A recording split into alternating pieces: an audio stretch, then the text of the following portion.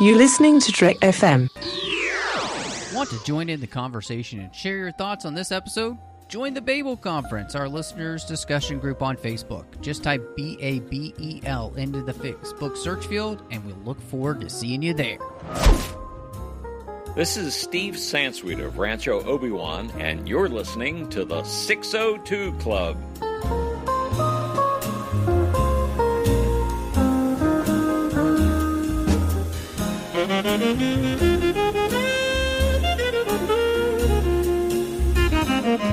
Well, hello and welcome to the 602 Club, TFM's local watering hole. And this week we're coming at you from our Metropolis office, and we're so excited to be here. Yes, that's right. I call the bar an office because, well, you know, when you take drinking as seriously as we do, and as movies and television, well, it's definitely a job. And I'm just one of your hosts here, Matthew Rushing. I'm so excited to have back with me my good friend and podcast partner over on Aggressive Negotiations, as well as Superman fan, John Mills. John, goodness, it's just great to have you back here in the 602 Club. Well, since we're in the Metropolis office, I figured I'd bring in this special plaque with the engraving, "Sobriety is my kryptonite." So I figure you can hang that over my booth.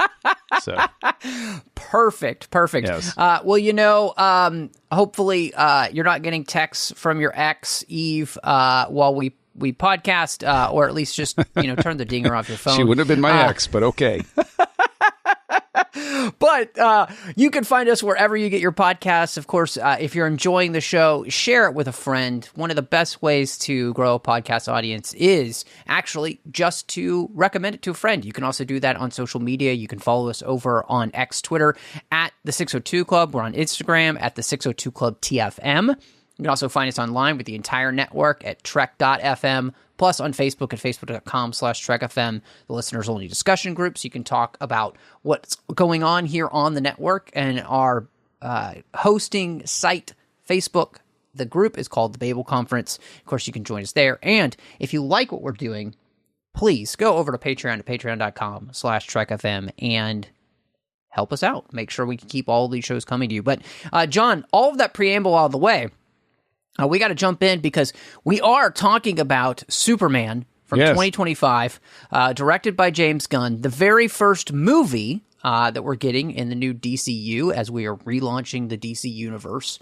And I just wanted to talk a little bit with you about this idea of, you know, this has had a kind of a long creative hell. And both you and I, having done Snyder Cuts, gone through all of those films again, and you know, we're in the know in the sense of, like, we read the trades, we see what's going on with movies, and this whole thing, the reformatting of the DC universe after it kind of imploded because, you know, I mean, honestly, Warner Brothers stuck its nose in where it should have just let things happen and tried to make something that it wasn't. All that stuff. So just kind of coming into this, I did just want to. We don't really have to talk about necessarily, you know, all that happened. People can go look it up. You know, anybody listening to this show probably knows a lot of the behind the scenes work, but I just wanted to ask you, where did that kind of leave you just coming into this film with this? I mean, we kept hearing, right? Oh, we're going to redo, are we going to do a Man of Steel sequel? And, you know, Black Adam came out and, you know, Henry Cavill was in that. And he announced that he was going to be back as Superman. And then, you know, it's just like so many times we're getting our hopes up and then things just got dashed. And so how did that have any impact for you coming into this film? Or were you just ready to be like, all right, we got a clean slate, let's see what happens? Yeah, definitely the latter. Because, you know, I mean, ultimately all that behind the scenes stuff doesn't amount to a hill of beans, right? I would have loved to see Cavill get another shot at it. That's great. Same. Yeah. But, you know, it's one of those things where, in all honesty, paying attention to the trades and stuff like that, it's just important to remember. I think people lose sight of this. It's always been this way in Hollywood. It's always been this push and pull. It's Yeah. always been like Batman 1989, revitalized everything more than a decade after the first Superman launched the idea of a comic book movie being something you could do. And then that was in development hell for a long time. But I mean, casting problems, people complained, blah, blah, blah, blah, blah, didn't amount to hill of beans. All that matters at the end of the day is what comes out and whether, do audiences like it or not? And so it's like, for me, I don't know anybody who, does anybody actually care? Like when the movie comes out, I mean, I guess to your point with the wars in the fandom, yeah, there are people still holding a grudge, I guess, but whatever. But yeah, for me, I mean, were you carrying that? Because the thing is, look, let's speak brass tacks here. You've been the Snyder fan from the get-go, right? Yes. You've been the defender of the Snyderverse since the beginning. You would, like in your dream universe, the Snyderverse is it. It kept going. And Zack Snyder got to keep implementing his vision out through everywhere. Where did it leave you is the question coming into this. Like, where were you with it? Yeah, I appreciate you asking. And I was obviously frustrated because, like you said, I was definitely a fan of the Snyderverse from the beginning. I responded, very well to Man of Steel. I thought it was a fantastic interpretation, and it was new, right? Like, and we've talked about it. Obviously, anybody can go back and listen to Snyder Cuts, where you ended up coming around to those films, after time. I can even remember you. Completely, trashing Batman v Superman in a review that I legitimately wanted to come to your house and burn your car. Now, as a qualifier, that review of the theatrical the view of the theatrical cut that I espoused back then stands. I only ever defend the Ultimate Edition. Let's be clear about this, okay? Yes. So, but yeah, I mean, I think that the thing for me in this was, whereas I loved the Snyderverse. I mean, and the fact that we actually got the Snyder cut of Justice League, which I thought was brilliant, was really well done. By the time it ended, right, that universe was such a mess. And really it had come down to, for me, is that the studio had interfered. And so to know that they were like, and this was the thing. This is what I found really interesting. Zaslav comes in and he basically does something that should have been done a long time ago, which is, like Marvel, he put one person in charge of all of DC. James Gunn is the head of DC Studios now. It's not Warner Brothers, it's DC Studios. And so he gets to make the creative decisions. They've got Peter Safran there to help with business decisions. Basically, Safran is playing that kind of like Kathy Kennedy role that she used to play, where she's the producer, making sure all that stuff happens. And so having just one creative vision then that everything's going to flow through, I think in some ways was smart. And so I haven't loved everything that James Gunn has done. I'm on record of not really loving, his Suicide Squad. But I've liked other things that he's done. The Guardians films grew on me immensely, and I think they're some of the actual best films of the MCU. Very consistent, really well done.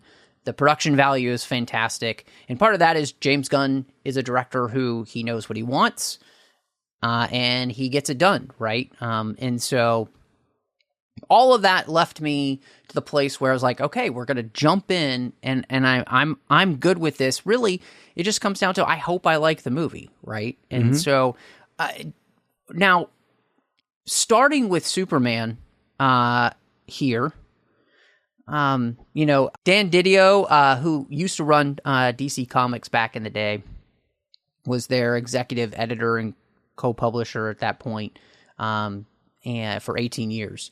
He said this idea that if Superman's working, the feeling from the audience for DC is that DC itself is working. And so Do you feel like that this was the right choice to start with Superman to kind of launch this universe? Do you feel like that was the way to go? Yes, I think it's the right way to go because Superman is the character that, to the point you just made, has to set the tone for everything. He's your true north. Who is your most extremely good person? It's going to be Superman. And if you nail that, okay, I know who my extreme, like, if I'm looking at the scale of good to evil and it's a linear course, Superman's on the good end, who's on the bad end? Luthor always starts out on the bad end, and then we keep stretching the bad end out, but Superman's the anchor. So I agree with that. If you start with Batman, you start in a dark place, and Batman's always, he's the moral equivocator. Superman's supposed to be, I'm making the right choice regardless of the situation. I'm going to make the right choice, period. And so he's your true north. Yeah. I think, though, that the way you establish Superman is trickier now because you can no longer establish a comic book character in a vacuum in an easy way. I will go back to the Batman. That demonstrate. I think, honestly, if you look at the Batman and then you look at this Superman, you see the exact difficulty that a comic book universe, quote unquote, has. You either have to commit that this is your only hero that exists, or you have to introduce it and say, okay, I have to give you the whole spectrum of everything. So, was Superman necessary to be the one to lead the way? I think just as a tone setter, yeah, I do. I love the way you said that Superman becomes the tone setter. I think that is really key. And part of that, legitimately comes down to the fact that Superman is the tone setter for all of comics because he is the original superhero and has set the tone since he began. And I think, you and I have both read comics on and off for the years that we've been alive, right? And in each kind of iteration of the DC universe that they've been in at that point, right? Superman definitely has a different feel, and again, he's kind of setting the tone for that universe depending on who's writing it. I mean, you think of in the 80s when John Byrne comes in, completely revamps the Superman line, gives him a new baseline for his origin story and all that. You think of then something like the New 52 does the same thing, right? And so, yeah, I think you're really on target with saying that about starting with Superman. And I think too, this is the other thing, and this actually might be where I think James Gunn is actually helpful for this, which is, he is so good at making minor characters major characters. Yeah. And so his big challenge here was, can I make the most major character the major character? And really, and like you said, in that then set the tone for the universe we're creating. And I think we'll talk about whether or not we feel like he did that, but that feels like, that's really the challenge for him and this new DCU in the first place. Yeah, I agree. To speak to your point about the minor characters working and stuff like that, as we move forward here, I'm going to put a little pin in this. We can always come back to it or whatever. But my wife saw this with me. That's a statement in and of itself of how important Superman is to setting the tone. She hasn't come with me to a Batman movie. I mean, she saw Dark Knight Rises with me, but then when The Batman came out, she's like, I'm good. Yeah. And she was like, oh, there's a Superman movie? Yeah, I'll go with you. Like, that's a treat for me. And so that's point number one. Point number two is that she has no idea who the hell Guy Gardner is. Yeah. And she still called him out as one of her favorite parts of the movie. So to speak to Gunn's ability to set up side characters, it's huge. Yep. She's a normal. She doesn't even know anything about the Green Lantern Corps. What the hell does she care? Right? She just knows silly haircut, good character, enjoyed him. And so, like, those are your three check boxes. Yes. No, I mean, it's interesting that you mentioned that because, like, we've been friends for years now. We've podcasted for years now. And the amount of times that your wife specifically has wanted to go to a movie with you that we have been watching for the 602 Club Very or rare. anything else. Yeah. Exactly. I mean, I feel like I could count on one hand the amount of times in the last, like, 12 years that's happened. Yes. And so what I think that does speak absolute volumes for the fact that Superman, if you do him right, still has an incredible pull, right? Because of the character. I mean, next to the cross of Jesus Christ, the most recognizable symbol in the world is the Superman shield.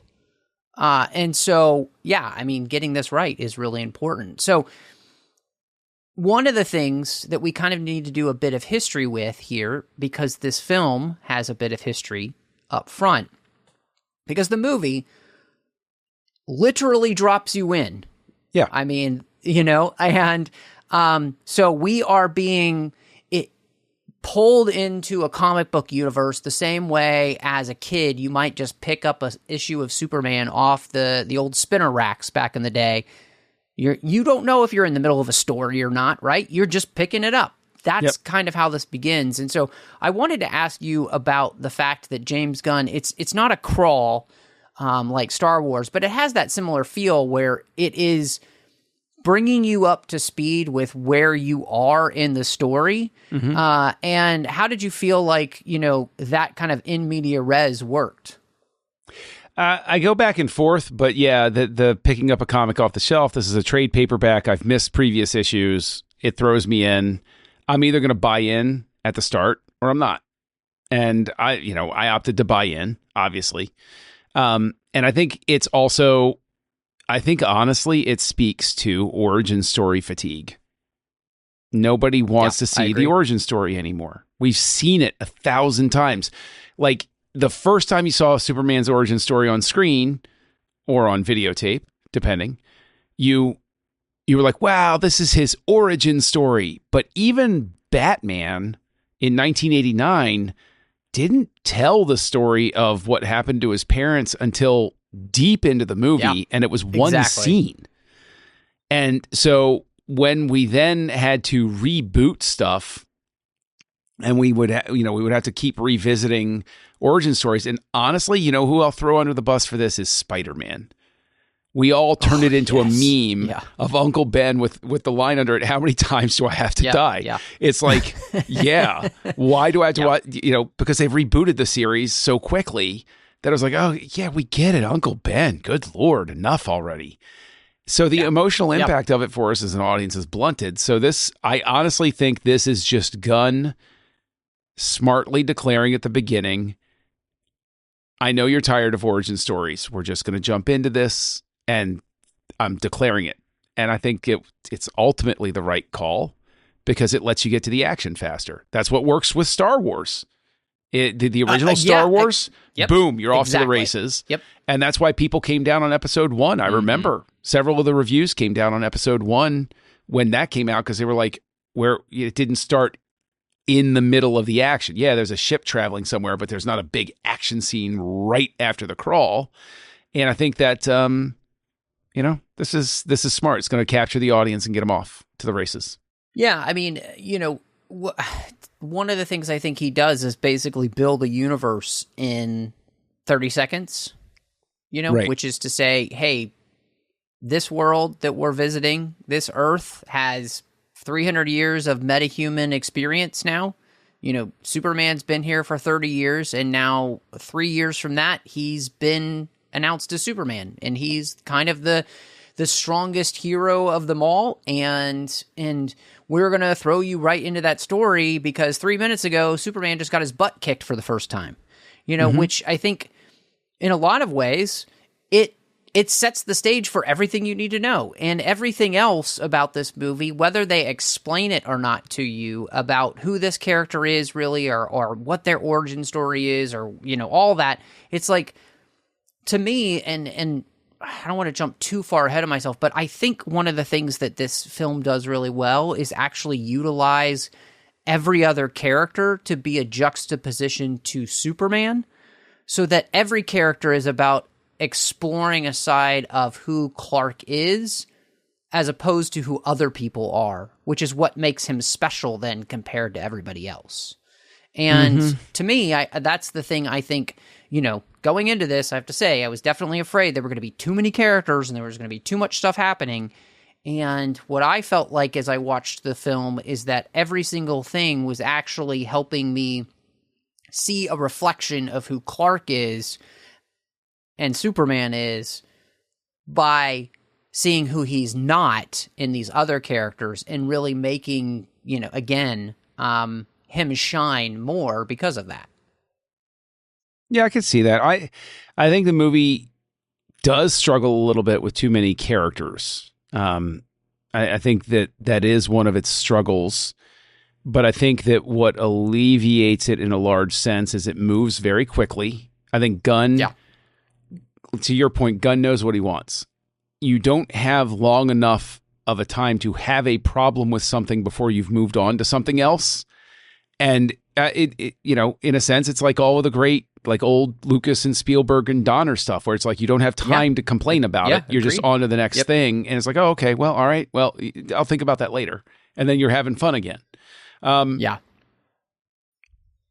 I think that the number of characters does present a little bit of a hurdle. I think not so much with Superman.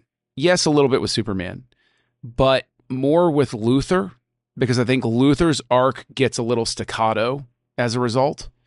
And I would have liked to have a little bit more breathing space for the Luthor character to turn that more into an arc and give him more of an opportunity to ramp up to the insanity instead of start out at the insanity and then just basically just like stay at ramped up to 11 the whole way. Yep. It's like I would have liked to see that warm up a little bit more. Sure. No, I think that's actually really astute and perfect to be able to kind of jump into Lex and his plans within plans. And so, with Nicolas Holt taking on the role of Lex Luthor, famously, he had actually did an audition for Superman. And of course, they cast him as Lex instead. Performance-wise, just what did you think of him as the character, and did he do a good job of kind of inhabiting this incredibly amoral, I don't even know if psychopath is the right word, but just such an amoral, I don't even know how else to describe him. I mean, he's just a turd face, really, right? I think Holt is great. I think Holt understood the assignment that Gunn gave him, which was, again, you're dialing it up to 12. You're going through the whole movie this way. And you are, the joke I made since I saw it was, what's Lex Luthor's motivation? Yes, it is. Like, his motivation is yes. That's just what his motivation is. And you say plans within plans, but there are plenty of times where you can go, wait, I thought he would, but he's okay. All right. Well, all right. And that's where I think, that development would have helped. But I don't think any of it is Holt's fault, because I think Holt is inhabiting the character in such a way that I enjoy him in the role. And when he has his devilish moments, it's great. I just wish he'd had more of a chance to play around with it. He's very, he's cut from the same cloth, honestly, as like an old James Bond villain, which is reminiscent of Gene Hackman's Lex Luthor. Yeah. So he's reminiscent of that. So he's less, he's definitely way different than Snyder's approach to the character. And he's different than a lot of the TV approaches to the character. Sure. But he is definitely an approach to the character. And I think Holt does. Yeah. I think Holt does a good job with what he's asked to do. It's interesting because so much of this movie, I mean, we could really actually go through a lot of this movie and see where it actually has a lot of parallels to Batman v Superman in the ways it's dealing with Superman and the plans that Lex has. I mean, the whole movie of BVS is Lex Luthor hating Superman because he can't deal with the fact that there's anybody godlike that could be good, and so he wants to destroy him, and he's going to use, Batman to do it. And in this movie, it's very much the same motivation. It's this like envy and hatred of Superman because he feels inferior, and then therefore he's envious of Superman and his popularity. And so his desire is to destroy him, and he's talked himself into being, a force for good and humanity because he's willing to do this when nobody else is. He's got that delusional thing of like, how am I the only one who sees this, basically? And so I think, in that Holt's performance is, like you said, he's always at a 12, except for those moments where it's like, you see this other kind of charismatic and swarmy side when he is on television, or when he's talking. I wanted more of that. The Department of Defense, and I wanted more of that Luthor. I wanted more of the Luthor who shoots the guy in the head. I wanted more of that Luthor because I wanted that menace structured in such a way that it built up to unhinged Luthor. And that's why I say it's like sort of staccato, but like I want to be the one. I'm going to champion this, and I know that I'm the tip of the spear on this one, but I also like this Luthor. Well, I'll get to it later because I'm sure we're going to talk about the Hammer of Baravia as it relates to Lex. I'll get to that. That's a little tease, folks. Stick around. Well, so maybe it is a good time then to just kind of talk about how all of these plans connect, because, Lex has created a war between these two countries, knowing that Superman will insert himself because he can't help himself. And he is hoping then to be able to utilize that to convince the American government that this alien needs to be taken down as a threat.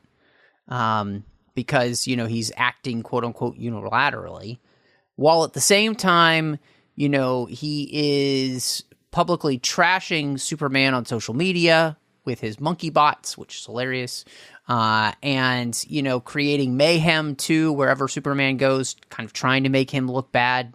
Again, so much of this is so similar to BVS. While at the same time, he's created a pocket universe so that he can hold Superman there with Metamorpho, and who can create kryptonite. And he's also created a clone of Superman, also known as Ultraman, who might be dumb, but also is stronger than Superman. So Lex can basically play a video game version of Mortal Kombat with Superman and beat him as well. There's still, and just one more thing. He's created the engineer who has a nano-engineered body, which allows them then to hack into the Fortress of Solitude, and gives us a message from Clark's parents that Lex didn't know existed at that point, and until he gets it. So that's a very small, 45-second explanation of the plan. So as I said, plans within plans. It's a tough elevator pitch, to say the least. Yeah, I mean, I guess not for Lex Luthor because he is a genius, but Yeah, it's a, and that's one of those things where it's like, I think with movies, a clear linear plan is a lot easier to communicate to the audience and a lot easier to process in your popcorn movie. And I think that is where the movie doesn't do itself a lot of favors, because you have to stop every so often. You're like, wait, how does this? Okay, right. That plugs into this way. That plugs into that way. But again, it's told quickly enough that, you're not doing homework in your head necessarily. It's afterward. You're like, okay, so how did that all go together? Okay, it goes together like that. Okay, cool. So I'll go ahead and Ultraman, I consider, and I'll be tip of the spear on this, I won't be the last one to say this. I want to corner James Gunn, and I want to ask him, was that a reference to Superman 4? Because if you hear the line about how he created the clone of Superman, it was from a strand of hair. And one of the parts of Superman 4 is he uses a strand of hair to create Nuclear Man, who kind of a clone of Superman, who's not the brightest guy in the world, but is as powerful as Superman. I will die on this hill. It's a Superman 4 reference. James Gunn, if you're out there, Jimmy, you can tell the people if I'm wrong or not, but I know I'm not. I know I'm correct on that one. No, I can't imagine that you are wrong, honestly, because words that warm my heart. I love it. Yeah, James Gunn knows his comic book stuff, right? And he knows these films inside and out as well. And so, I think the beautiful thing about this movie in some ways is that it actually rewards you for watching the movie more than once, because the plan you know what's coming, and then you can see how it actually all connects. And it actually does connect. Like it's so many people I've seen come out of this and feel as though it's like messy or, does like the plot is non-existent. And honestly, I heartily disagree with that. I do not think that is the case. I think that this movie clearly has a plot, and so does Lex against Superman. And basically, what it seems like is Lex has just created all these contingency plans, right? Mm-hmm. So that if one thing kind of fails, he has another one. And again, very similar to the exact same thing that the Lex from the Snyderverse did. He had contingency plans for if things didn't work out. And his last contingency, of course, is Doomsday at the end, which, killed Superman. And we don't get that far into this. But that's what basically Lex would have loved to do in this film. Like, his goal was basically to either lock Superman in a pocket universe forever, or to be able to kill him. Mm-hmm. And so, yeah, I mean, I think that to me it was all interesting and it worked. And I did get a chance to see the movie a few times. And I'm every time I've seen it, I've enjoyed it. Actually, I feel like more in that sense, because putting all those little pieces together has been fun. I concede the point to you, though, that, it is a little bit more dense for just the first viewing, especially if you're not like you or I, where you have a lot of experience with all of these different comic books. You've got all of this comic book movie knowledge, and because of that, it can be easier for us to digest this stuff, because we're like, oh, I see what's going on here because it reminds me of this. Not everybody has that. No, not everybody does. But again, to the point about Gunn keeping things moving, is ultimately it didn't matter for audiences because people have been receiving it. And again, a normie like my wife, she's not a nerd by any stretch. She loved it. She thought it was great. And it's like, so obviously it works. It works fine. I think that sometimes, we get a little we lose sight of the fact that Siskel and Ebert were onto something when they did thumbs up and thumbs down. It should be okay just to do that, and most people are that way. Did I like it? Did I not like it? They're not debating these finer points too much. And the thing is, I'm keeping up with the movie and everything, obviously. It's just that I think that had the plan been less complex, it would have given the movie more time to be at rest with what I think is the real beautiful core of this movie, which is the chemistry between Corenswet and Brosnahan. I think that is your casting coup de grace for this film. Is the Superman and Lois love story at the core of it works because those actors unlock the chemistry I wanted between Superman and Lois. That is a tough one to get.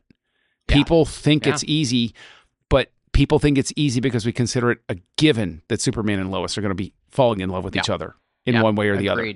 Yeah. They actually made me believe they were a functional couple. That's not easy to do in a performance. See, I completely agree with you. And I really want to jump into that.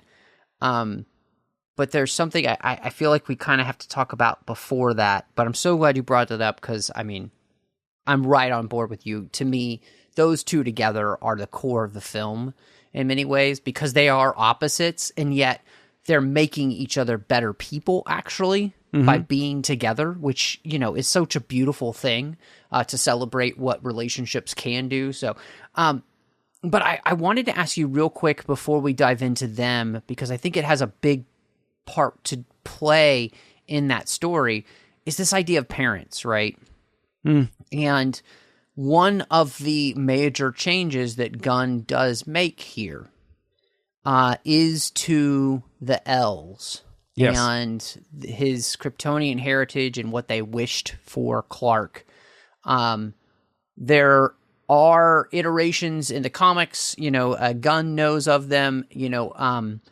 Even I know of them, and I'm not even the most steeped in the lore. Yeah. So, but, you know, Byrne had made the Kryptonian homeworld much colder than previously experienced. You know, Smallville in 10 seasons gave us a Jor-El who kind of always had mixed motivations, even Wade's birthright.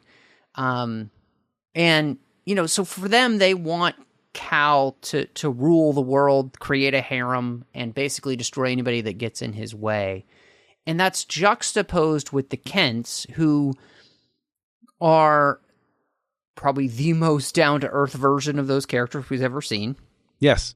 Kind of I would say, and I do not mean this derogatorily, but they are simple, salt-of-the-earth people who are as kind of good as you can get, you know? And so I wanted to ask you then about that juxtaposition that we create because of that change. And two, I mean, in the way in which that makes Clark embrace that human heritage even more than he might have ever done before. I like the fact that Gunn did this, because I know that if I felt the same way that the other people in the audience felt, it was the most subversive moment Gunn had in his arsenal to bring to this, which is the moment where when you first hear the rest of the message decoded about, you know, hey, we want you to rule the world. We sent you there so that you had the blah, blah, blah, blah, all that stuff. Your first gut reaction is he made that up. That can't be true, because it's so ensconced in our brains that the elves were these marvelous people who only wanted their son to have a good, you know, blah, blah, blah, blah, blah. It's like, no, it's the Kents that wanted that for their son, because the Kents are who that is. I like that. It's a great switch. It's a great emotional beat to have to pull the rug out from under you. And I think it also very cleverly works with the audience. We all have the image of Donner Superman in our brains, and Gunn gets a shortcut to get that reaction out of us, because we don't ever expect the elves to be this way. And Gunn says, I'm not going to make the elves the way that you're used to. And yes, I agree to your point. It makes Superman more human, because it's that theme of, I mean, I love the fact that Pa Kent sits there and says, you know, basically it's not who you're born from, it's your choices. That's going to determine who you are. What a message. Like, there's so many messages in this movie where, like, I want to high five James Gunn, because I'm like, oh my Lord, the world. You talk about Lois and Clark, they're opposites, but they love each other. Ma and Pa Kent are not his birth parents, but they teach him your choices are what matters. He says to Luthor, it doesn't matter that I'm from another world. I'm a human being. I make the same mistakes you do, and I just try my best every day.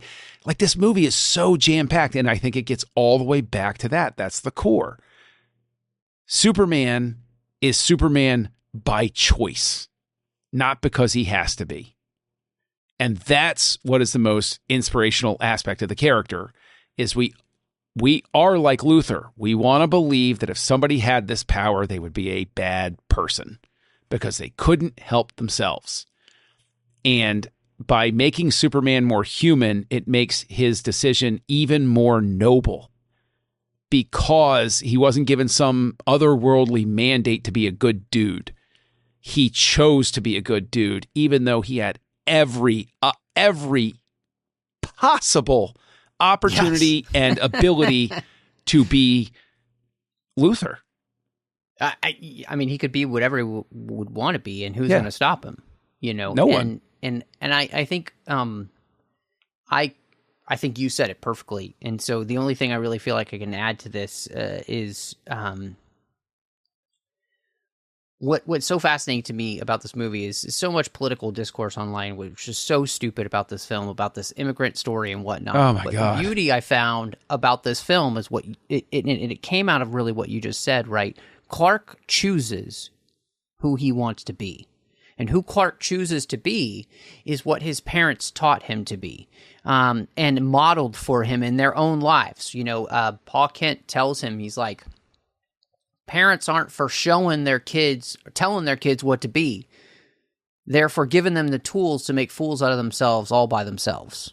Yes. And Clark is an immigrant who has acclimated to his new home and picked up those values and become the best version of what that place says it believes. Which, talk about an incredible story, because that is the story that so many people who specifically come to America do find, right? When they immigrate.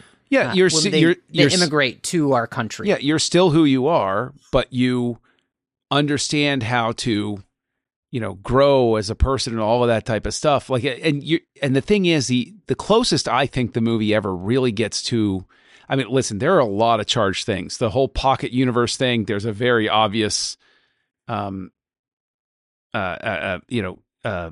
about how we treat prisoners and stuff. Like, there are definitely things to explore in this, but the only flat out in your face statement I think that is great is from Sean Gunn as Maxwell Lord on the screen at the end, where he says, I think conservatives and liberals can finally agree on something. Lex Luthor sucks. I laughed so hard. Exactly. I laughed hard at that. It's fantastic. Yeah.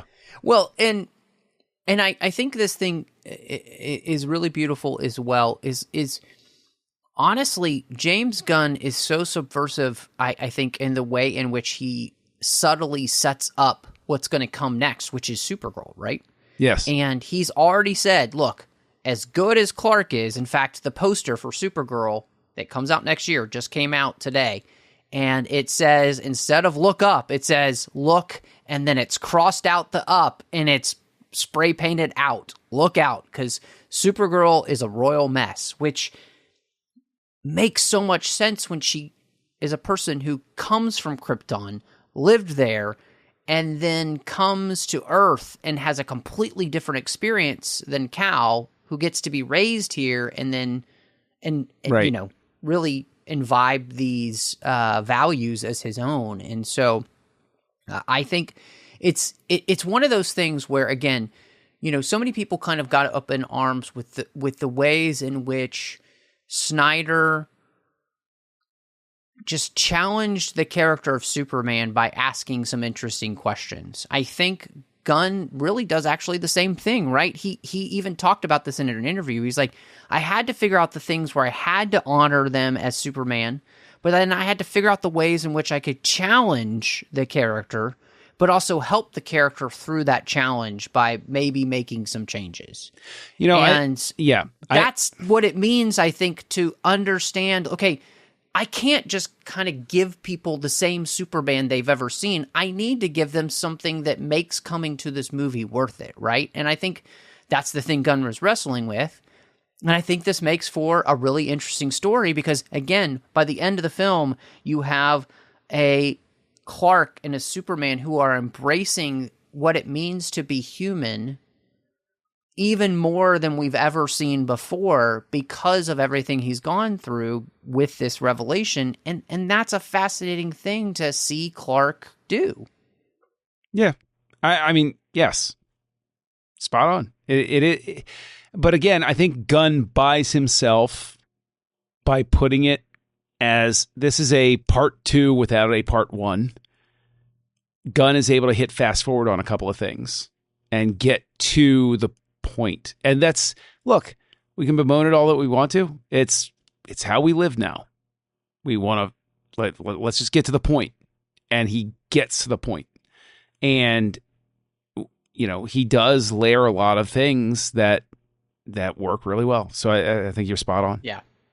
Well, and I think this is the perfect place to really dive into the character of Superman and Clark, David Corenswet's performance. And so first, I just wanted to start there the same way we did with Lex.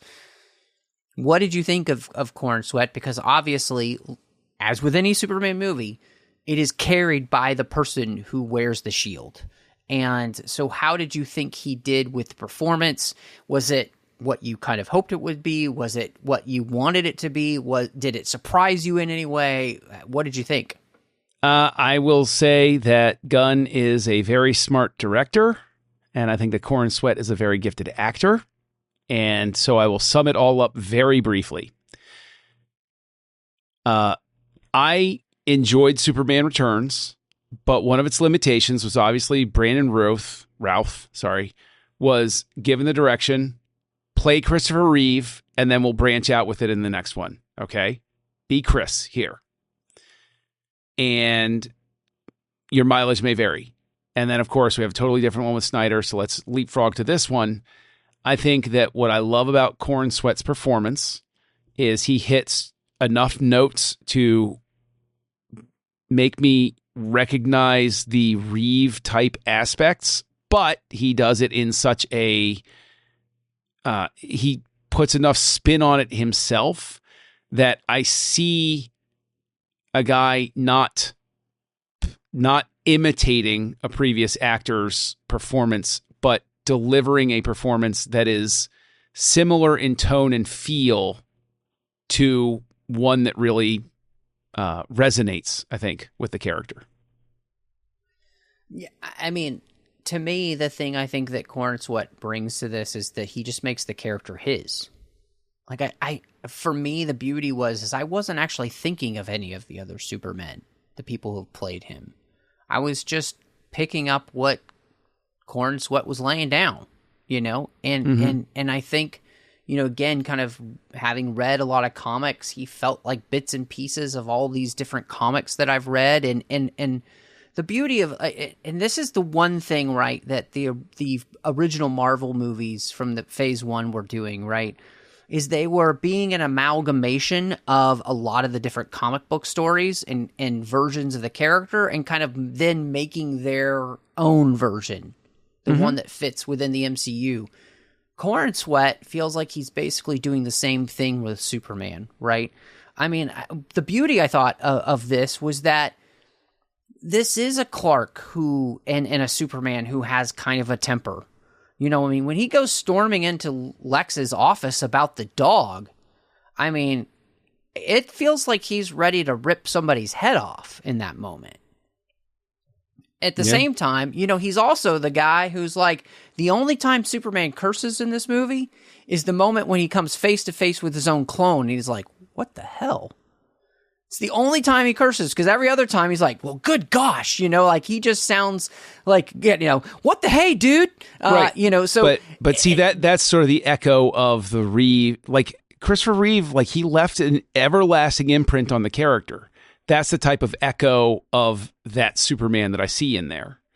And I think I can see that. Yeah. I think that's very necessary, I think, for the character to have the broadest possible appeal. And that's what I applaud about it. And that's why I talk specifically about Ralph was he was given the direction to be too much like the previous version. Yes. Whereas Corenswet absorbs and plays with those aspects that we love so much about it. Mm-hmm. But yes, to your point, makes it his own. He's given room to breathe, to be himself. Yes. And to me, you were talking about this idea of the making your choices, right? And your choices really define who you are. Very Harry Potter, right? I was immediately thinking of the discussion that Dumbledore has with Harry in the books and in the movie. It's what our choices that are who define who we are more than anything else. But the coming out of this film, I think the thing that really stuck with me is that whole scene with Lois where she says, we're so different. I mean, I'm suspicious of everyone, and you just think everybody is beautiful. And when you were saying that this is the movie that we all need, I think that there's something, Superman has always kind of been seen as somewhat of a messiah figure, right? And thanks to 1978 in a large way. Right. Well, but I mean, even, it's being written by two Jewish guys who, would love to see this person be able to make right the wrongs of the world. And so there's something so beautiful about her saying that, because Clark is basically saying, look, I see the imprint of God. I see the image of God in everybody, and that's how I see people. So then I treat them with kindness first. And the whole thing, and I've seen it all over the place, maybe kindness is the real punk rock. Right. Maybe that's the thing. And to me, the idea that loving others and this beauty of, like, we live in a world that's so full of people who do nothing but navel gaze and look in. But this movie's tagline is look up. Maybe if we looked up and we just actually saw other people as people worthy of love, honor, and respect because they're made in the image of God, maybe this world would be a completely different place if we stopped looking down and started looking up. Sure. And there's just something so beautiful. And I'm sorry, I'm sermonizing right now, but this is the thing that really made me love this movie. Because like you said, Gunn is laying a lot of interesting things in here. But that's a message that just, like, it got me in this movie. And I thought it was the place where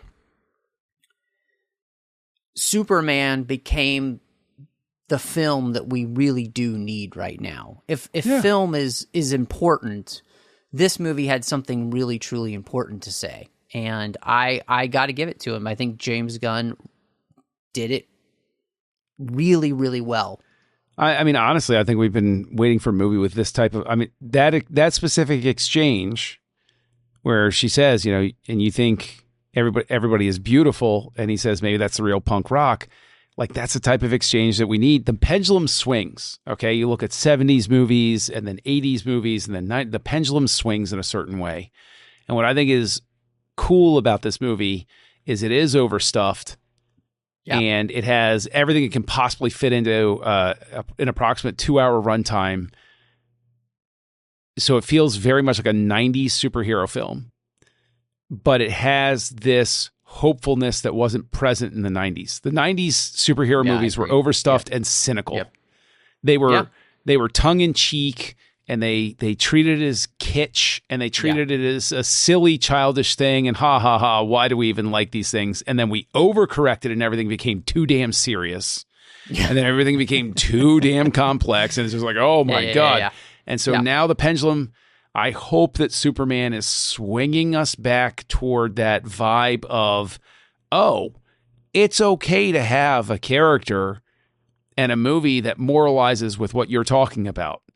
Hey, stop absorbing all of this awfulness and stop turning on a dime on everybody. Like, it's very comic booky, but, very simply, related, but the whole idea that the crowd turns on him on a dime, like he's in the middle of a fight, and then it's like, oh, the story broke, and now everybody hates him. You could easily look at that and be like, that's not how the real world works. 100%. Yeah, it totally is how the real world works now. Exactly. It's ridiculous. It's exactly how it works. Well, and that's, again, the beauty of the things that Lex is doing, like to take Superman down. It all feels very real. And again, this is actually the place where there's a lot of mirroring with what Snyder was doing, which, Snyder basically posits that question, maybe he's not a messiah figure. Maybe he's just a dude trying to do the right thing. Right? And that is who this Superman is, which is he. And this is the other thing that got to me, because that whole conversation with Lex at the end, where he's like, that's where you've always been wrong. He's literally just a guy trying to do the next right thing. And he doesn't always get that right, but his goal, just do the next right thing. Well, and then after that, just do the next right thing. Yeah, I think Gunn also with his with the whole social media thing, I really think Gunn's working out some demons about what happened to him. Oh yes, 100%. There is, and that as he kind of should, right? God, no, but God love him. You know, you're supposed to write what you know, and this has definitely the aura of somebody who's been through the ringer and had everything about him misinterpreted for malicious purposes, and it almost cost him everything. Like, yeah, bravo, Mr. Gunn. You got a platform that most people don't get to have, to stand up and say, I got treated like garbage, and you people who treated me that way are garbage too.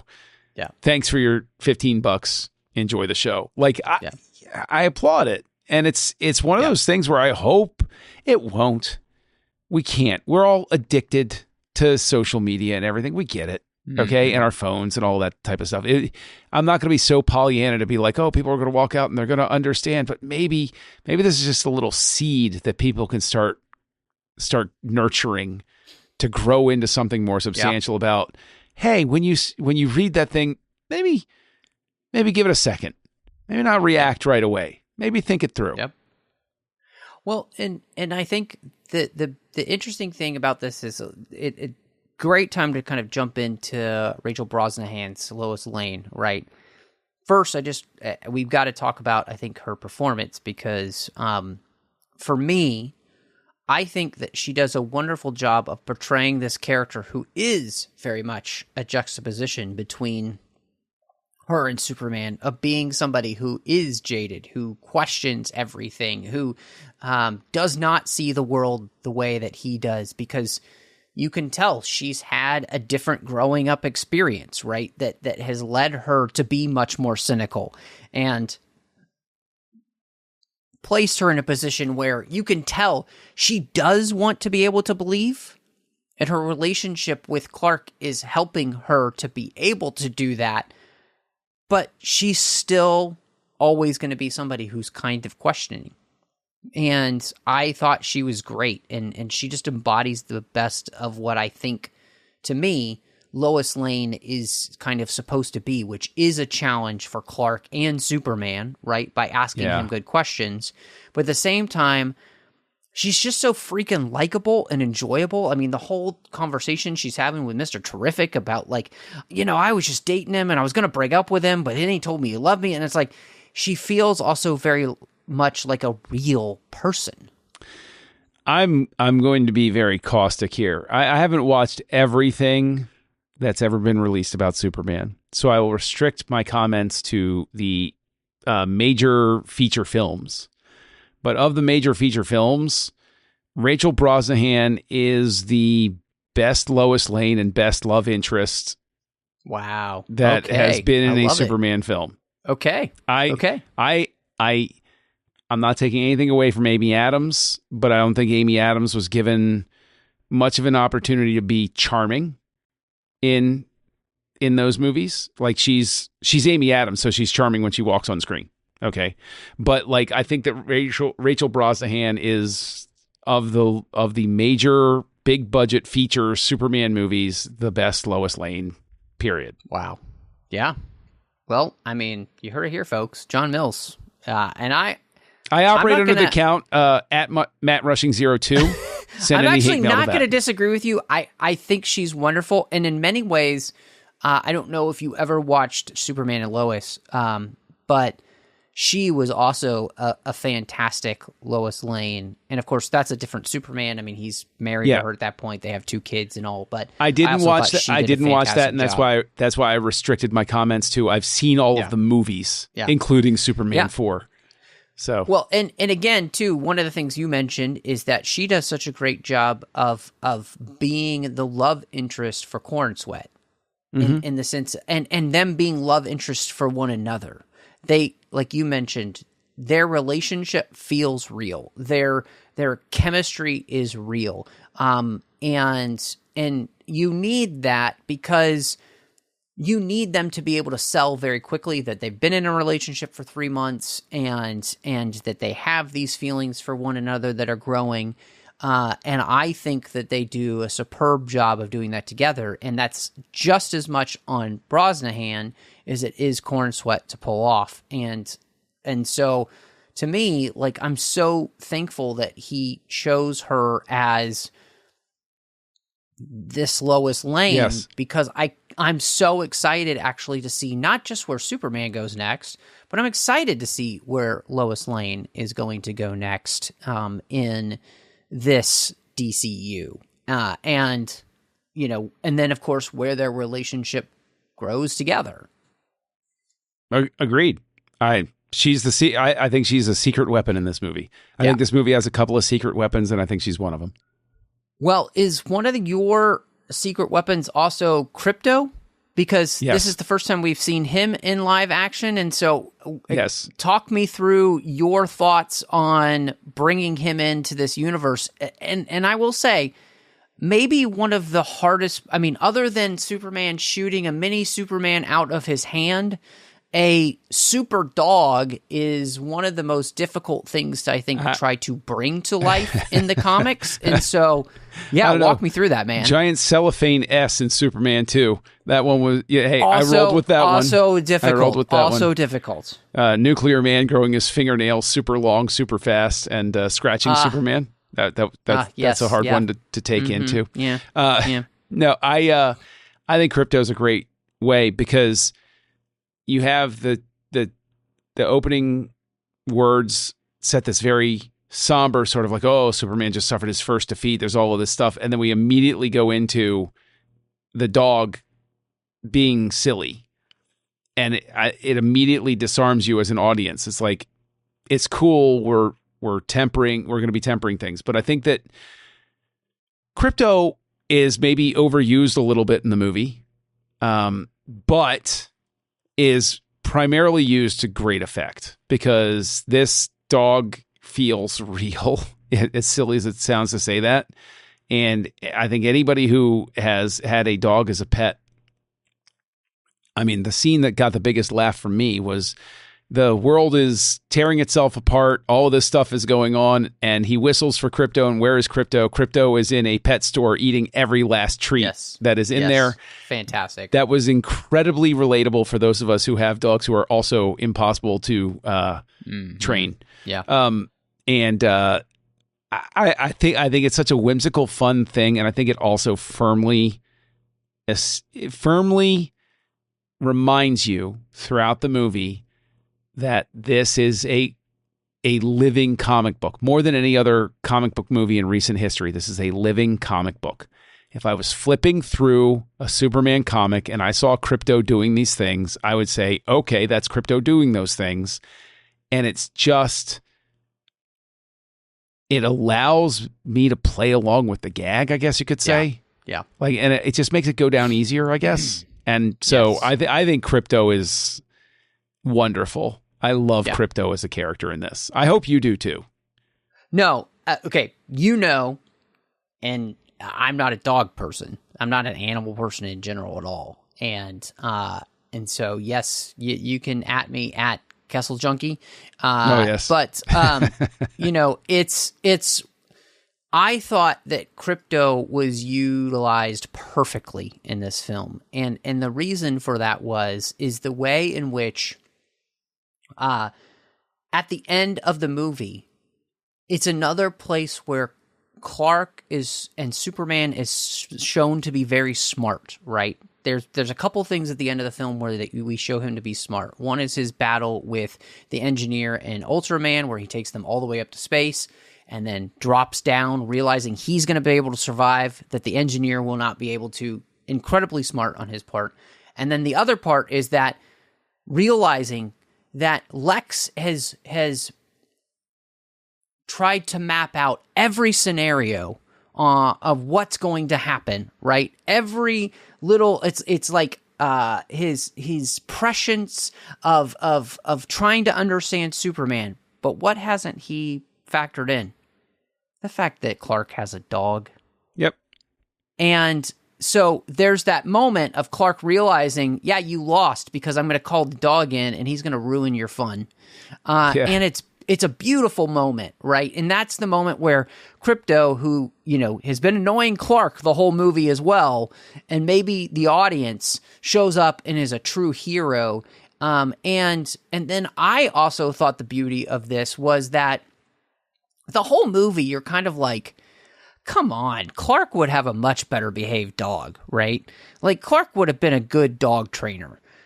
But then to know that this is Kara's dog, and Kara is a mess, and then you see her with the dog at the end, and it's like, okay, everything, again, Gunn sets this all up, and then it pays off. Like, it's like Chekhov's dog. And he utilizes that to great effect because it lets us know something about a character who's going to spend like 30 seconds on screen. And I loved that. And so in that, I really have to ask you, what did you think about the fact that Kara shows up for that cameo, which sets up the fact that, Supergirl is where we go next. And it's not like, hey, this is where we're going next. It's more like, oh, well, we've already seen all these other characters, so it just kind of makes sense we'd see another one. I think that it's the best way you could have introduced Supergirl as an option in this universe. And immediately, by having spent all of this time with her ill-behaved dog, and then see the interaction at the end, I already know this character. And so I've gotten to your point, a 30-second introduction. I thought it was fun.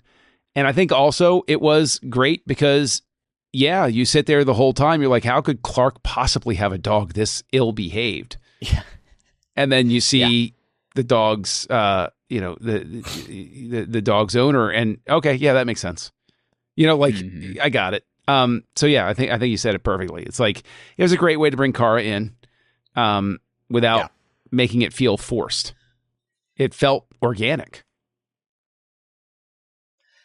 No, I mean, I couldn't agree with you more. And in that, it's one of those places where, to me, there probably are a couple places where I'd feel like you could probably remove some characters. It would be fine. But this was a place where inserting Krypto really helped you in that way. And Gunn, I felt like, had truly just kind of thought about the ramifications. Okay, what does this look like? How do I do this well? And, my wife does this thing where she's watching a movie or whatever, and I know she's really liking something as she does this little chuckle that she does. Mm-hmm. And she did that chuckle so many times when Krypto was on screen.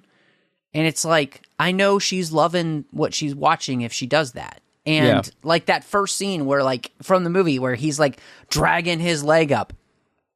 We saw the movie twice together. Both times she chuckled in that moment. Well, the thing is, I think this is worth pausing to point out as well, is this is why, like, basically at the end of the movie, without, like, very subtly, he puts it into your brain as to exactly why Lex Luthor failed to take Krypto into account, because he's not Superman's dog. Luthor would have planned on Krypto. Yep. If Krypto were Superman's dog. But the fact is that Clark fortunately happened to be dog sitting at the worst possible moment for Lex. Like, that's really efficient storytelling. Well done. Yep. Yeah, dog sitting ruins the day, man. Yeah, exactly. So, look, I think we could talk about a lot of different characters with the Daily Planet. This is probably the only place where I feel like you probably inserted too many characters, but in some ways it just more felt like Gunn saying, hey, this is the Superman world. This is who inhabits his world. But Jimmy Olsen actually does get a very large role to play in this film, unlike many of the other iterations of Jimmy Olsen. I mean, apparently Jimmy Olsen is a god among women. Who knew? And so I just wanted to ask you about his performance, what they give him to do, and the way in which kind of Gunn utilizes him in a way that we've never really seen Jimmy Olsen utilized before. I love what Gunn does with him. and I've been a fan of this actor ever since I encountered him on The Righteous Gemstones. And I think he's great. He's got great on-screen charisma. I think he's very slick. I think he's very, he plays the character extremely well. I believe that Jimmy is so clueless that he doesn't understand his magnetism. Like, Jimmy doesn't understand his magnetism the same way we don't understand his magnetism. We're like, what's going on? And he's like, I don't know why. Why? And like, I love the fact that it's Lex Luthor's girlfriend that's in love with Jimmy Olsen. Fantastic. I'm like, that's the sort of unbridled imagination that I think has been missing from movies for so long. Oh, look, let's be honest. That's what made Guardians such a thrill. That's why that suddenly changed the course of all of the MCU afterward. Is you look at MCU prior to Guardians and post Guardians, it's two different universes. Gunn changed the course of the MCU. And I think that here he takes some of his better impulses and puts them to good use here. And I didn't like his Suicide Squad. I've been very open about that. Right. And I do want to go back and rewatch it at this point just to see, but because I haven't seen it since it came out. I saw it once. I think that he was trying really hard, and I think he just didn't have the characters he needed. I think he's a little hamstrung in the Suicide Squad. Agreed. Yeah. And here, I think he's got that freedom again to be like, I know my main characters here, and I know how to support them. So I think he's got more freedom here as to what he's trying to accomplish. And he also, I don't want to talk about the Suicide Squad like probably ever again. Yeah. But like, this is, Gunn's better impulses, are given free rein here. So, yeah. So obviously this is a film in which Superman is not the only hero. We have another group of heroes, a gang, you might call them, a justice gang. That's not really their name, just a test name. Although, isn't that in and of itself that's like a deep dive comic gag too? I think that's a reference right there because there was a title that was Justice Gang, and I think like it wasn't a long-lived title, but like I was like, wait a minute, I think he just made another. As it shouldn't be because not really the anyway. But this group is actually funded by Maxwell Lord, and who we get a brief glimpse of course, played by Sean Gunn with the great line that we mentioned earlier. And so I just wanted, we got Nathan Fillion as Guy Gardner, and we've got Eddie Gathegi. I think that's how you say his last name. So, forgive me if it's wrong. And Isabella Merced as Hawkgirl, as the three other characters that really, and I think in many ways kind of juxtapose themselves against Superman to show how his heroism is different. What did you think of these three and their introduction in here and how they're utilized in the film and their performances? I thought it was great. I thought it was also, why aren't they the heroes and stuff like that? You instantly set up that the Justice Gang are like a mercenary group. Because that's sort of the thing. It's like, they're Maxwell Lord's group. It's like, wait, what? So it's like, it's almost like Luthor is a rival billionaire to Lord. And it's like, so Luthor's using all of his technology to play in this world of metahumans, whereas Lord just hires out metahumans. And it's like, okay, that's kind of cool.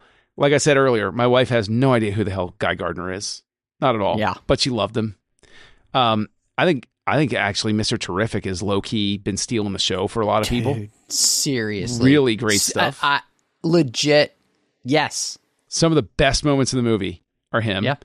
And I think, Hawkgirl, it's a tough character to play and a tough character to get to play for audiences. They pull it off. And then,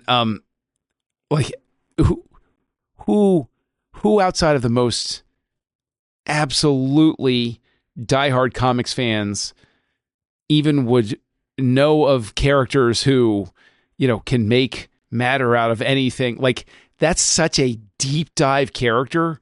That's like going into Marvel and like bringing matter-eating lad onto the big screen. It's like, if you're a diehard comic book fan, you're like, even if you don't know the character, you're like, yeah, that sounds about right. Like it's one of those things. And so I thought they were all great. I thought they didn't steal the show, but they really enhanced the movie. I think they were real enhancements for the movie. No, I mean, I couldn't agree with you more. In that, I think that the thing that really was super fun about them, all pun intended, was the fact that they did help us be able to see that Superman does stand apart in his heroism. And then on top of that, I mean, like you said, Mr. Terrific is just phenomenal. That whole scene. And yes, Gunn likes to do this in his films where he has that kind of 360 moment in the action. But him doing it was just, it's so good. And then, Lois just being and you're right. I mean, look, we don't really learn anything about Hawk Girl. I'm sure we will in future films, but she's cool in the film. And then, Nathan Fillion just basically getting to be himself and having the worst hairdo ever is awesome. And he plays it to perfection. And I think all of us knew that casting was going to be perfect for the character of Guy Gardner, because Guy Gardner is kind of a character in the comics you hate anyway. He's a total D-bag. Yes, exactly. And knowing that the Lantern show that's going to be coming out on HBO Max with all of those Green Lantern characters, I can't wait for now because he's part of it. So it makes me very excited. You mentioned the show. He threw in Peacekeeper. I haven't watched that show. Yeah, I haven't either. And the second season is actually supposed to be the thing that kind of helps us bridge from the DCEU to the DCU. So it kind of makes me think I should go and watch the first season so I can also watch the second season so I can I'm nervous about that, though. Same. I feel like Peacekeeper should I feel like the amount of Peacekeeper I should ever see is this scene. I kind of be done with it. But yeah. Was he in the Suicide Squad? Yeah, yes. He was. Yeah. Yeah, he's So that one statement key stands. moment there, right?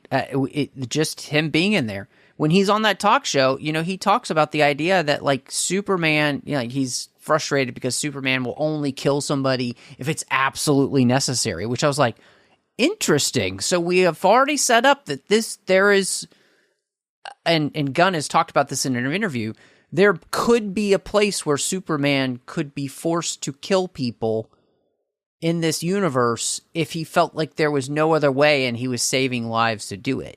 Mm-hmm. So it's like, and again, just find that fascinating. Which is a thing that threw everybody on. Yeah, I know. At the end of Man of Steel, everybody had a hissy fit about. I know. We have to talk about this film in the sense that this is truly Action Comics. This film is maybe the most comic booky movie I've ever seen when it comes to comic book films, other than the Into the Spider-Verse films that literally feel like moving comic books. Yes. I mean, everything about this movie just feels like you're reading a trade paperback, right? Mm-hmm. And so I wanted to ask you about the action, the effects, the fights, kind of seeing Superman win, seeing Superman lose, the effects overall, the fortress, we can talk about the production value, the costumes. What in this movie hit you that you really liked? Was there anything you didn't? I mean, maybe emptying cities in 5 minutes is a little bit ridiculous, but it's neither here nor there. It's going to seem silly. It's going to seem really, really silly. But the moment that really captured my heart, because it just was so silly in so many ways, but felt so much like a comic book, was Superman saving the squirrel. I knew you were going to say that. I knew it. I laughed with glee because it's such a little moment that I can see it drawn as panels. of the big fight going on in the background and the squirrel is there, and then Superman snatches up the squirrel before he gets back to the fight, because it's like, I'm trying to minimize everything. Like, that feels great, because the thing is, we all love and expect the heroic, I'm sheltering the girl while all the stuff flies by, or I'm holding the beast's leg up so the woman can run out of the way, or I'm holding up the building. I love him holding up the building so the woman can drive away, right? And not like yelling at her to go. He's just like looking at her like, just get moving, please. Please, whenever you got a moment. When you feel ready. I'm holding up a building here. When you feel ready. But and I think that Gunn knowing what he wants is helpful for the effects. Now, the thing is, I will acknowledge, as much as I'm effusively praising everything, I hear/read the criticisms that are coming out about it being too comic booky or about it feeling stitched together. I get that. The same way, even though I came around on a lot of the Snyder stuff, I hear those complaints and I'm like, okay, I get it. And that's fair. You know, there can be plenty of things. But yeah, like again, it's that unbridled sense of fun. It doesn't matter to me whether this is Superman or not. I could probably, I know I've nitpicked movies like this one to death, but a lot of it is made up for by the fact that the production value is so slick, is so good. Overall, there are effects that are a little bit too ambitious, and there are things that look like they are effects that are swapped in really fast because they decided to change something. It's true of any movie nowadays. But I think overall, Gunn knows what he wants and he got it. Yeah. Yeah, I mean, just effects-wise, all the fights, everything, I think all of that was incredibly fun and well done. And one of the things that stuck out to me and I was thinking about as I watched the film, and I've just been thinking about it, over really the last week now, I think one of the things that has helped most James Gunn movies is that, and we've talked about this many times, you don't have to have the best effects, but really you need consistent effects. And this movie has very consistent effects, I thought. So I wasn't in any moment truly drawn out of a scene because that effect shot looked so much different than the previous one. There was a real synergy between all of the effect shots. And so I thought that was great, and I loved the interpretation of the forest, and I loved the interpretation of the fortress and the kind of the Silver Age giving Superman robots that, help him out in the fortress. I thought that was all fun. I originally, and this, we talked about it many times behind the scenes on the other side of the bar, not a huge fan of the costume originally. And on screen, they really won me over. I think they did a great job with that. In fact, I also kind of loved the explanation of just the kind of sameness almost for the Justice Gang costumes, in the fact that, they're all made by a corporate entity, so they feel very corporate in that sense. Yeah. And so I'm really interested in what they do going forward, because Gunn has said, that you may see superheroes from one movie to the next in a different costume, like you do in a lot of comic books themselves. So I enjoyed that. And I thought that was all really well done, actually. And I will say, honestly, the best costume in the movie was Supergirl. She walked on screen and looked just like Supergirl that I expect to show up in the comics. Yeah. And I was like, you nailed it. And so, yeah, to me, I think that was probably one of my favorite aspects of this film, is that it feels like an issue of Action Comics, where it's just kind of off the wall, bonkers. You never know what's going to happen panel to panel. You don't necessarily know who's going to show up panel to panel, because that's the way comics work. And Gunn just kind of has embraced that in this film, and people seem to be responding to that and having a good time at a comic book movie again, which, hasn't happened in quite a while. Well, I like I like Superman's outfit because it looks like an outfit.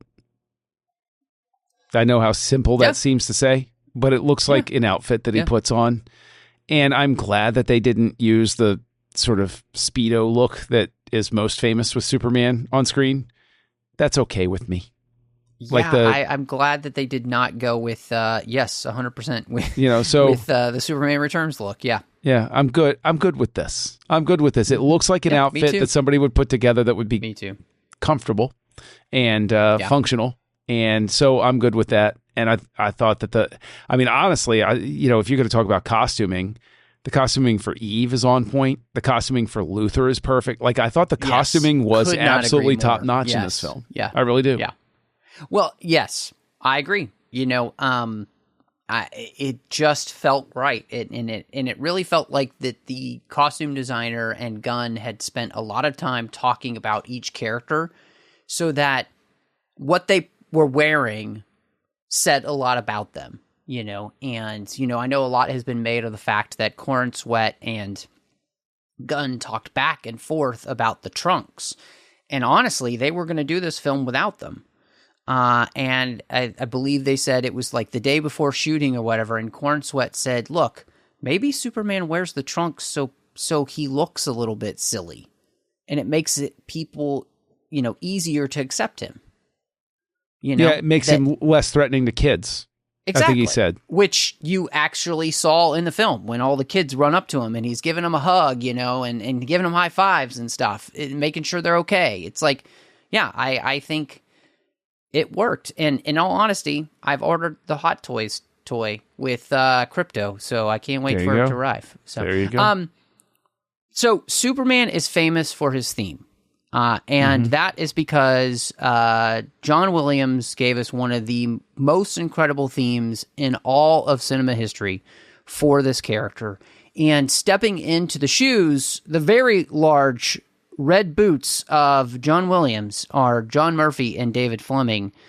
And I have to ask you how you felt like they handled the music, because we have already seen somebody do this before with Superman Returns, and John Ottman's score, which has been universally praised as an incredible score and maybe one of the best films to actually utilize somebody else's themes and at the same time bring it forward a little bit, because Ottman also created his own themes to go along with Superman Returns.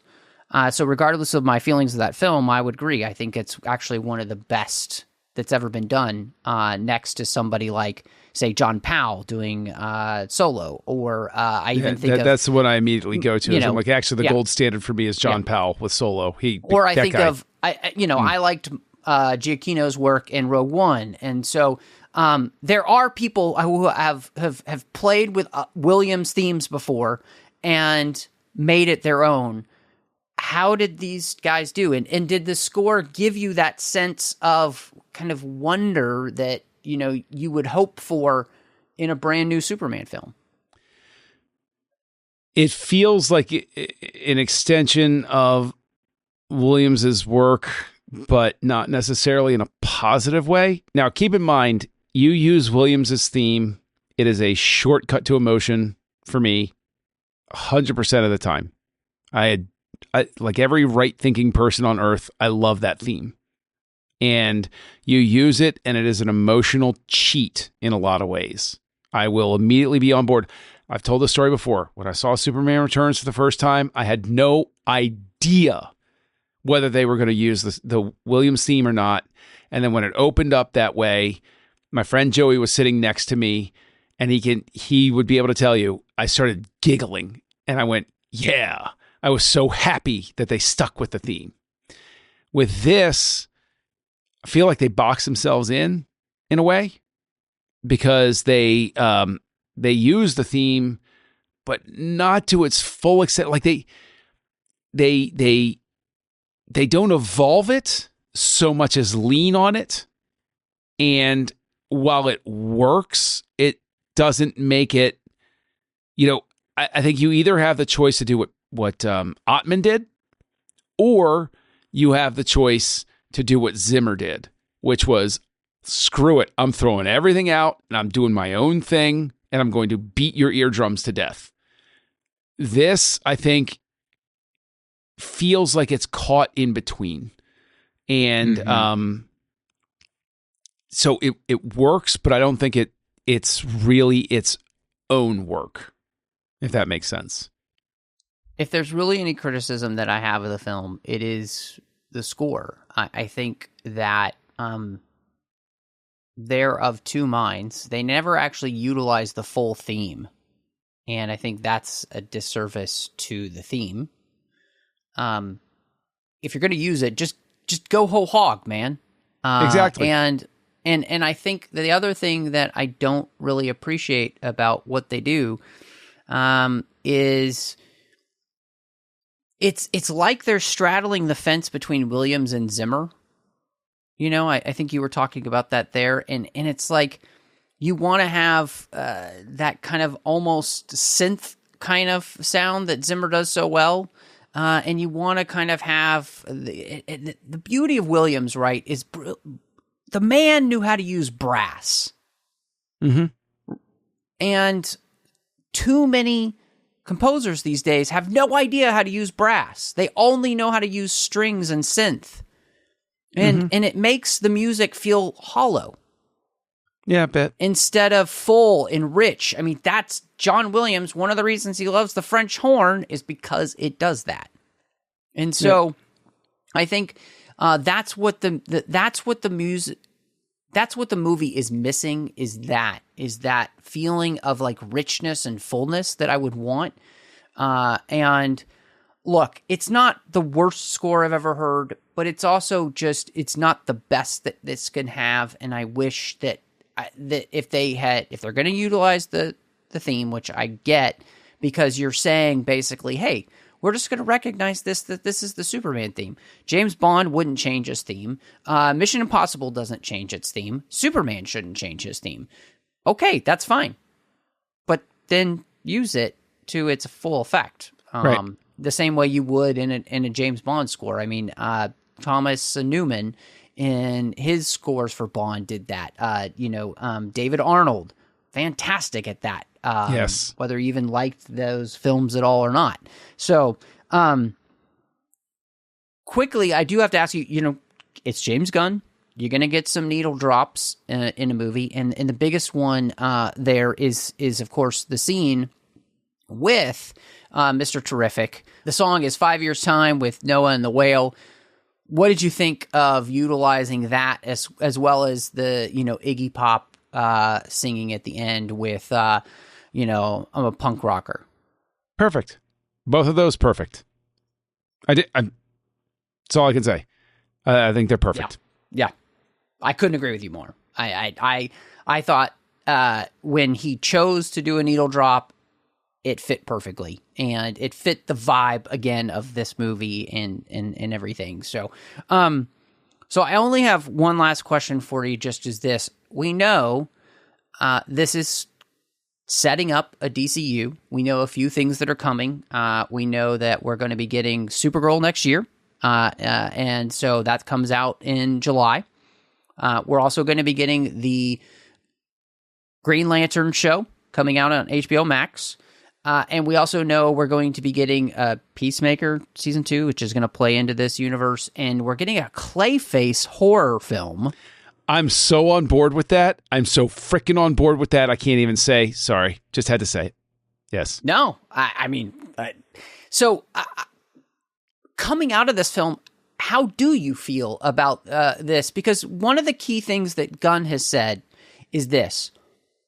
We are not creating a master 10-year plan and then slavishly, chaining ourselves to it.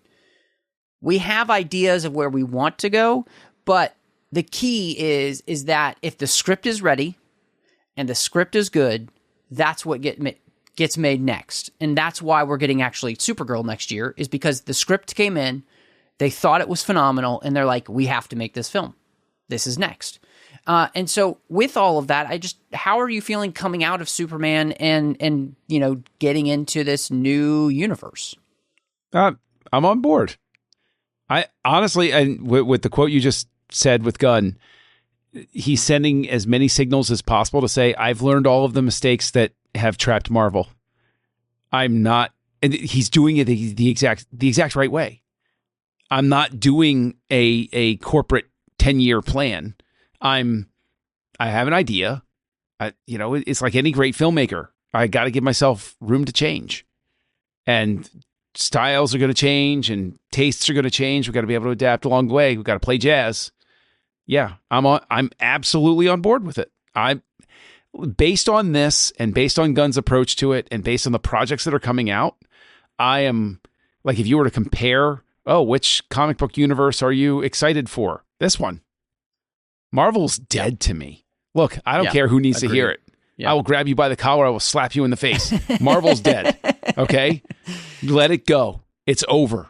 Okay? Marvel lost its mojo, and it's never going to get it back the same way, guys. That's okay. Marvel had its day. It had its impact. Now it can just run in the background. This is the way of the future. And I think it's a good looking future. Yeah. No, I agree in that sense that like you mentioned, and really well said, Gunn has just learned the lessons. And, one of the things that Gunn mentioned when it came to Superman is, like, he said, look, I've always wanted to make this movie. And so I felt like I had to make this movie. And when it came to doing Superman, that, when he first came in, they actually asked him to do a Superman movie, and he didn't want to do it. He's like, I don't know how to do that yet. In the sense of, like, I don't know how to make it right to feel right for me. So he did Suicide Squad instead, which was a cop-out. I think he was even kind of talked about that idea because he kind of knew how to do that. And then as he thought about it more and more and more, this movie just kind of percolated in his mind. And he's like, I have to make this, And I think that's the thing that's kind of been lost in this whole idea of making superhero films. We have to stop making movies because we can. We need to start making movies because we have to, as the creator. Like, I have to make this movie. Mm-hmm. Like, that's what drove George Lucas to do Star Wars. And all the best creators, they have to make a film because it's just like, if I don't get this out of me, I'm going to explode, basically. And that seems to be kind of the lesson that we're getting in many ways with the DCU here. And I hope that it continues that way, because for me, this is a win because they decided to do it that way. And quickly, the end credit stuff doesn't try to set anything up. They're not trying to make any false promises. It's basically just a thing like, hey, if you enjoyed the movie, here's a fun scene here. If you still enjoyed the movie because you sat through all the credits, here's just another little fun scene. Just hope you enjoyed it. It's the same idea as what the old movies like Cannonball Run used to do, which is like, hey, we'll get you to watch the credits. Here's a couple of outtakes. It doesn't impact anything outside of just giving you a couple more minutes with what you liked. Enjoy it. It just reminds me, like, so many times it feels like comic book movies these days are Cogsworth and Beauty and the Beast. There's always flowers, chocolates, promises you don't intend to keep, you know? And that's become comic book movies. And Gunn is specifically saying, we're not doing that to you. Yep. Which I thank him for. And so, look, thank you, as always, John, for sitting with me and talking Superman. I think, we've had a blast over the years doing this. And so it's just great to sit down and talk with a friend about one of our favorite characters. Agreed. But where are you then in the ratings for this? Because honestly, most of our conversation, we've had a few asides, but there's really been nothing but mostly effusive praise. And so what is the brass tacks? How many Superman shields are you giving this? Now, I dropped some criticisms along the way here. You did. We both did, actually. So, it wasn't like this was a perfect film for us. Not by any stretch. Like I said, I understand the criticisms that it's getting from some quarters. I will point out that if you use CinemaScore as any sort of barometer of the 4 that the CinemaScore site returns that were Superman movies, so that's Superman 4, Superman Returns, Batman v Superman, Dawn of Justice. Now, obviously, this doesn't include Man of Steel, so let me look that up really quick. Man of Steel. CinemaScore didn't return it. So I'll just say anything that has the word Superman in it, in the Superman, this comes back with the highest mark of those 4 movies I mentioned. And so obviously, it's resonating with audiences. I recognize the shortcomings. It is very, very stuffed full of stuff. Luthor's arc could have been done better. But at its core, the whole is greater than the sum of its parts. I would say that this is probably like a 3.5. But because it generated so much goodwill in my heart by the end of it, I'm going to give it a 4. Oh, man, that's awesome. No, I love it. So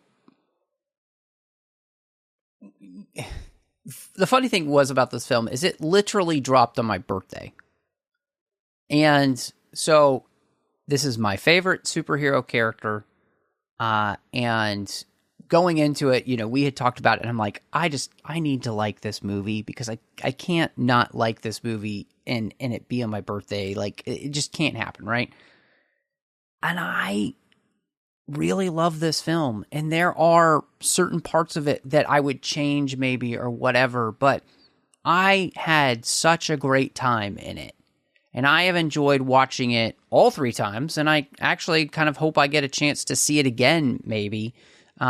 Just because I really enjoyed the theater experience with it. And it's been fun to actually see it in the theater where people are clapping and kind of cheering in different moments. And to see people just enjoying my favorite character along with me it's a great experience. I was at a 4.5, but I'm going to give this a 5. Wow. Because it's not, again, it's not perfect, right? And 5-star movies don't have to be perfect movies. They just have to be movies that you love watching and you're going to watch over and over again.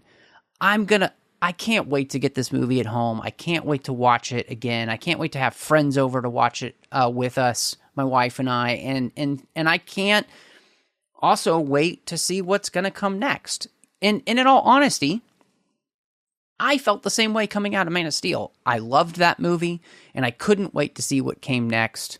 And so I'm just glad that I'm loving Superman again, and that, we get to enjoy it. So, and I'll just say, I blame, internet connection or something, but CinemaScore did return Man of Steel for me. Man of Steel and Superman 2025 were both A-. That's the best ratings of any Superman movie tracked by CinemaScore, outside of Donner's 1978. And as we mentioned, look, that as we're recording this, we're recording on a Wednesday after the movie came out last week, and it has recorded the best Monday and the best Tuesday of the year. Yeah, word of mouth is carrying this. Yeah. So, well, we hope you enjoyed the show. And John, if maybe people want to catch up with you, maybe they want to talk Superman with you and what maybe some of your favorite runs are of the series, or trade paperbacks maybe they should pick up, or maybe just their favorite parts of the film, where would they find you? Just look for Kessel Junkie. That's who I am. I'm most active, honestly, on Letterboxd, where I just basically log the movies that I watch, and I play coy. If I'm going to record about a movie, I won't put the star rating until afterward I record. And, of course, you can find me over on the Nerd Party Network, co-hosting 2 shows. One of them is House Lights with Darren Moser and Tristan Riddell, where we talk about the works of directors, and I threaten both of them from time to time, which is my favorite part of the show, honestly.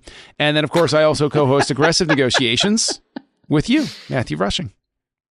And you can find me all over social media under the name Matt Rushing02. So whether it's Letterboxd or X, Twitter, or any of those places. Just look me up. You'll find me there. You can also, of course, find me here on the network with a bunch of Star Trek talk with Chris Jones. As we are about to actually be diving into the Strange New Worlds universe again, because, hey, as we're recording this, the next day, the premiere comes out, and Chris and I will be talking about that next week. And, of course, you can check out our Star Trek Voyager talk, or The Orb with Star Trek Deep Space Nine, or Warp 5 with Star Trek Enterprise. Of course, you also find me over on the Nerd Party Network when I wasn't talking about Star Wars with John Mills on Aggressive Negotiations. I was doing a Harry Potter podcast with Dre Kaufman as we talked about every single chapter of that series. And as most people probably know, there's a brand new series coming out with that on HBO Max in the next year or so. But good golly, everybody, thank you so much for joining us. And y'all come back now, you hear?